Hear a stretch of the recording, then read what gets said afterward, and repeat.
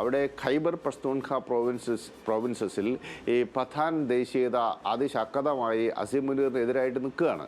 അസിം മുനീർ സൈനിക മേധാവിയായതിനു ശേഷം അദ്ദേഹം പത്താനായിട്ടുള്ള ഖാനുമായിട്ട് വളരെ സംഘർഷാത്മകമായ ബന്ധമാണുള്ളത്. അദ്ദേഹത്തെ പുറത്താക്കുന്നതിന് പിന്നിലൊക്കെ വലിയ റോള് അദ്ദേഹത്തിനുണ്ട്. അതോടൊപ്പം പത്താൻ വംശജരായിട്ടുള്ള നിരവധി മിലിറ്ററി ഉദ്യോഗസ്ഥന്മാരെയും സിവിൽ ഉദ്യോഗസ്ഥന്മാരെയും ഒക്കെ രാഷ്ട്രീയ സ്വാധീനം ഉപയോഗിച്ചും പട്ടാളത്തിൻ്റെ ഇടപെടലിലൂടെയും പുറത്താക്കുകയുണ്ടായി.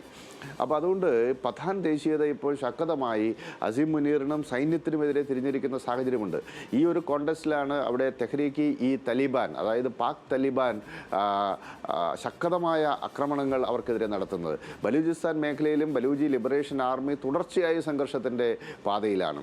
അതുപോലെ അവിടുത്തെ പൊളിറ്റിക്കൽ ലീഡർഷിപ്പുമായും അസിം മുനീറിന് വളരെ നല്ല ബന്ധമല്ല ഉള്ളത്.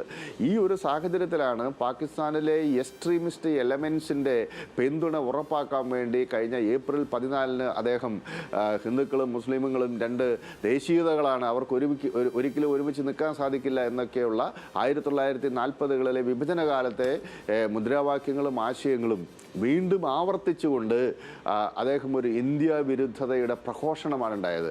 സ്വാഭാവികമായിട്ടും അത്തരത്തിലൊരു ഇന്ത്യ വിരുദ്ധത പറയേണ്ട യാതൊരു രാഷ്ട്രീയ സാഹചര്യമോ അല്ലെങ്കിൽ സൈനിക സാഹചര്യമോ ഉണ്ടായിരുന്നില്ല. അദ്ദേഹത്തിൻ്റെ ഈ പ്രസംഗത്തെ തുടർന്നാണ് ഏപ്രിൽ 22 പഹൽഗാം ഉണ്ടാവുന്നത്. തികച്ചും ജിഹാദിസ്റ്റുകളുടെ ഭാഷയിലാണ് അന്ന് അദ്ദേഹം സംസാരിച്ചത്. അതുകൊണ്ട് തന്നെ അദ്ദേഹം ജിഹാദി ജനറൽ എന്ന മാധ്യമങ്ങളെല്ലാം സൂചിപ്പിക്കുകയുമുണ്ടായി.